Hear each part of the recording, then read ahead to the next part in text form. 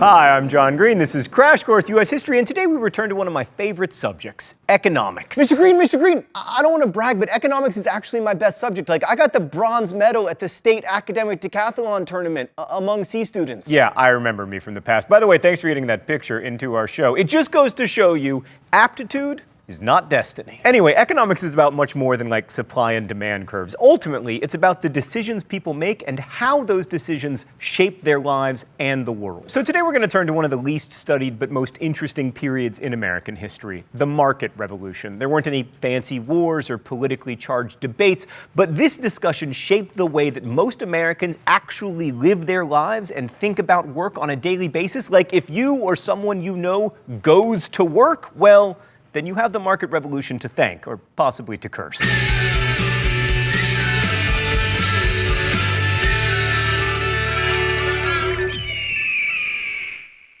The market revolution, like the Industrial Revolution, was more of a process than an event. It happened in the first half of the 19th century, basically the period before the Civil War. This was the so-called era of good feelings, because between 1812 and 1836, there was really only one political party, making American politics, much less contentious, also more boring. The market revolution saw many Americans move away from producing stuff largely for themselves on independent farms, that Jeffersonian ideal, and toward producing goods for sale to others, often others who were very far away, with prices set by competition with other producers. This was closer to Hamilton's American dream. In the end, buddy, you didn't get to be president, but you did win. In many ways, this was the beginning of the modern commercial industrial economy, not just in the United States, but in the world. The first thing that enabled this massive economic shift was new technology, specifically in transportation and communication. Like in the 18th century, it was very difficult to bring goods to markets, and that meant that markets were local and small. Most trade was overland, and transporting goods 30 miles overland in the United States literally cost as much as shipping them to England. So to get something from Cincinnati to New York, for instance, the most efficient way was to go down the Mississippi River, through the Gulf of Mexico, around Florida, and then up the Atlantic coast, which took 3 months. But that was still less time and less money than more direct overland routes. But new transportation changed this. First came better roads, which were largely financed by tolls. Even the federal government got in on the act, building the so-called National Road, which reached all the way from the massive city of Cumberland, Maryland, across our great nation to the equally metropolitan Wheeling, West Virginia. Mr.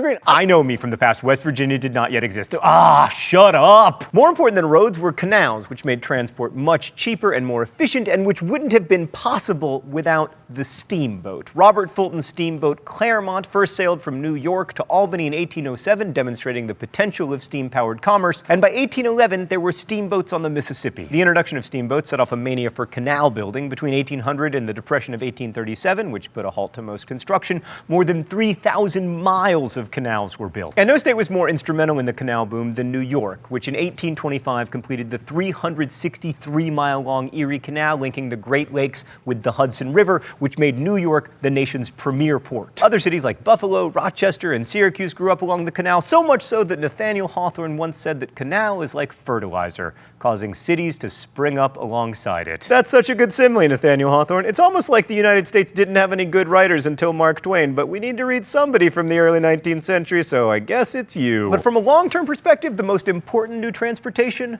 Railroads. The first commercial railroad, the Baltimore and Ohio, was begun in 1828, and by 1860 there were more than 30,000 miles of rails in the United States. And on the communication side, we got the telegraph, so no longer would Andrew Jackson fight battles 2 weeks after the end of a war. Telegraphs allowed merchants to know when to expect their shipments and how much they could expect to sell them for, and then, as now, more information meant more robust markets. But perhaps the most important innovation of the time was the factory. Now, when you think of factories, you might think of like Chinese political prisoners making smartphones, but early factories looked like this. More than just a technological development, the factory was an organizational innovation. Like, factories gathered workers together in one place and split up tasks among them, making production much faster and also more efficient. The first factories relied on water power, which is the reason they were all east of the fall line, the geographic reason why there are so many waterfalls and rapids on the East Coast. But after 1840, steam power was introduced, so factories could be located in other places, especially near the large cities that were sprouting up in what we now know as the Midwest. So the American system of manufacture, which centered on mass production of interchangeable parts, grew up primarily in New England, but then it moved to the Midwest, where it spent its adolescence and its adulthood, and now its tottering decline into senility. So all these new economic features, roads, canals, railroads, telegraphs, factories, they all required massive upfront capital investment. Like, you just can't build a canal in stages as it pays for itself. So without more modern banking systems and people willing to take risks, none of this would have happened. Some of these investments were facilitated by new business organizations, especially the Limited Liability Corporation, which enabled investors to finance business ventures without being personally responsible for losses other than their own. In other words, corporations can fail without, like, ruining their stockholders and directors. People don't always like that, by the way, but it's been very good for economic growth in the last 180 years or so. So having angered a bunch of people by talking about the important role that big businesses played in growing the American economy in the 19th century, I will now anger the rest of you by talking about the important role that the state played. In the 1830s, states began passing general incorporation laws, which made it easier to create corporations, and the Supreme Court upheld them and protected them from further interference in cases like Gibbons versus Ogden, which struck down a monopoly that New York had granted to one steamboat company, and the Charles River Bridge case, which said that building a second bridge over the Charles River did not infringe upon the charter of the first bridge. In both those cases, the court was using its power to encourage competition. And this brings up something really important about the growth of American capitalism. Government helped. The federal government built roads and canals, and its highest court protected businesses, and states issued bonds to build canals and offered sweetheart deals to companies that built railroads. And despite what we may believe about the heroic risk-taking entrepreneurs building the American economy through solitary efforts, without the government protecting their interests, they wouldn't have been able to do much. All right, let's go to the thought bubble. The market revolution changed the landscape of work, which for most of the prior 200 years happened at home. Small-scale production of clothes and other goods had been done in the home, largely by women, and initially, this is how industrial production worked as well. Factory owners would produce some of the products, like patterns for shoes, and then farm the finishing out to people working in their houses. Eventually, they realized that it would be more efficient to gather the workers together in one place. Although the older putting out system continued in some industries, especially in big cities, after the market revolution, more and more Americans went to work instead of working from home. The market revolution also changed the way we imagined work and leisure time. Like, on farms, the seasons and hours of daylight regulated the time for work, but in factories, work is regulated by the clock, which, by the way, was one of the first products to be manufactured using the American system of manufacturing. Railroads and shipping timetables further required the standardization of time. Factories also made it possible for more people to do industrial work. At first, this meant women. The workers in the early textile mills at Lowell, Massachusetts, for instance, were primarily young New England farm girls who worked for a few years in the mills before returning home to get married. Women were cheaper to employ because it was assumed that they would not be a family's sole breadwinner. At least this was the excuse for not paying them more at the time. I can't remember what excuse we have now, but I'm sure it's a great one. Anyway, all of this meant that the nature of work had changed. In colonial America, artisans worked for what they called their price, which was linked to what they produced. In a factory, however, workers were paid a wage according to the number of hours they worked, regardless of how much they produced. This may not sound like a big deal, but working for wages with one's livelihood defined by a clock and the whims of an employer was a huge change, and it undermined the idea of freedom that was supposedly the basis of America. Thomas Jefferson had worried that men working in factories dependent upon their employers were inherently unfree, and that this would make them unfit to be proper American citizens.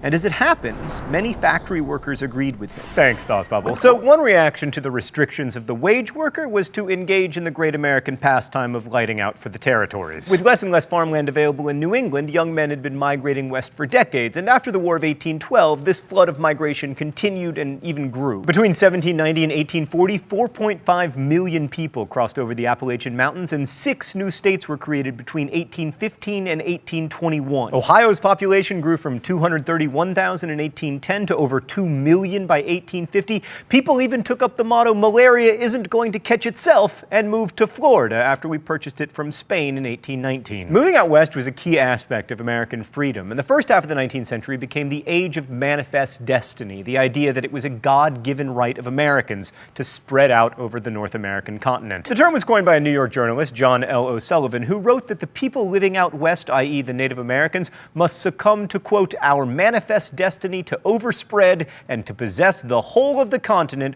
which Providence has given us for the development of the great experiment in liberty. Stan, he actually wrote overspread. One thing I love about Providence is it has like a 100% rate of give a thing unto us and take a thing away from them. One of the results of this migration was that it was really difficult for factory owners to find men who could work in their factories. First, they looked to Yankee women to fill the factories, but increasingly, those jobs were filled by immigrants. Fortunately, the US had lots of immigrants, like the more than 1 million Irish people who came here fleeing poverty, especially after the potato famine of 1845 to 1851. Lastly, let's turn to the intellectual responses to the market revolution. Oh, it's time for the mystery document?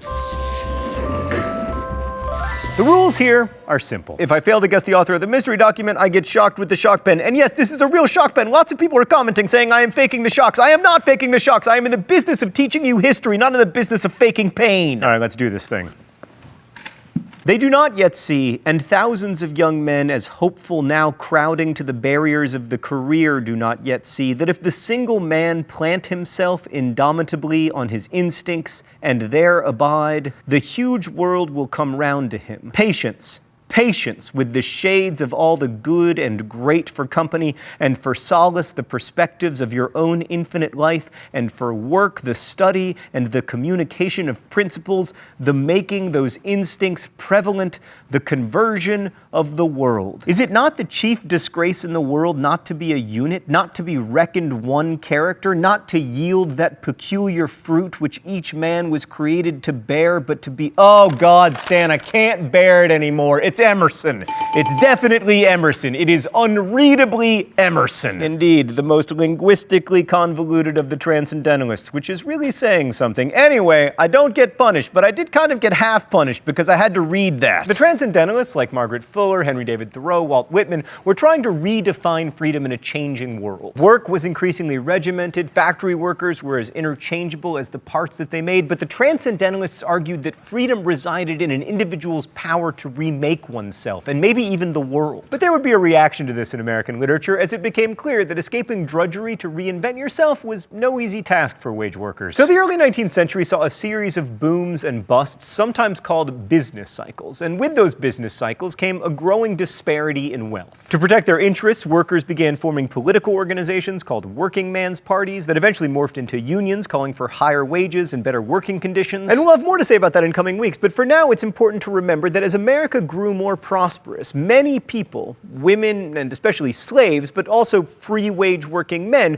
recognized that the market revolution left them with much less freedom than they might have enjoyed 50 or 100 years earlier. My favorite commentary on the market revolution actually comes from the author Herman Melville in his short story Bartleby the Scrivener. Melville worked at the Customs House in New York, so he knew all about world markets firsthand. In Bartleby, he tells the story of a young clerk who works for a lawyer in New York City. Now, when you're a farmer, your work has intrinsic meaning. When you work, you have food, and when you don't work, you don't. But when you're a copyist like Bartleby, it's difficult to find meaning in what you do every day. You know that anyone else could do it, and you suspect that if your work doesn't get done, it won't actually matter very much. And in light of this, Bartleby just stops working, saying, "I prefer not," when asked, well, pretty much anything. Seeing his boss and society's reaction to someone who simply doesn't buy into the market economy is comic and then ultimately tragic, and it tells us a lot about the market revolution beyond the famous people and inventions and heroic individualism. Now, most people read Bartleby as an existentialist narrative, and it definitely is that, but for me, the story's subtitle proves that it's also about the market economy. The full title of the story is Bartleby the Scrivener, a story of Wall Street. I'll see you next week. Crash Course is produced and directed by Stan Mower. The script supervisor is Meredith Danko. Our associate producer is Danica Johnson. The show is written by my high school history teacher, Raoul Meyer, and myself, and our graphics team is Thought Cafe. If you have questions about today's video, please ask them in comments, where they'll be answered by our team of historians. Also, suggest Libertage captions. Thanks for watching Crash Course World History. If you enjoy Crash Course, make sure you're subscribed, and as we say in my hometown, don't forget to be awesome. Just kidding. Thanks for watching Crash Course US History, DFTBA.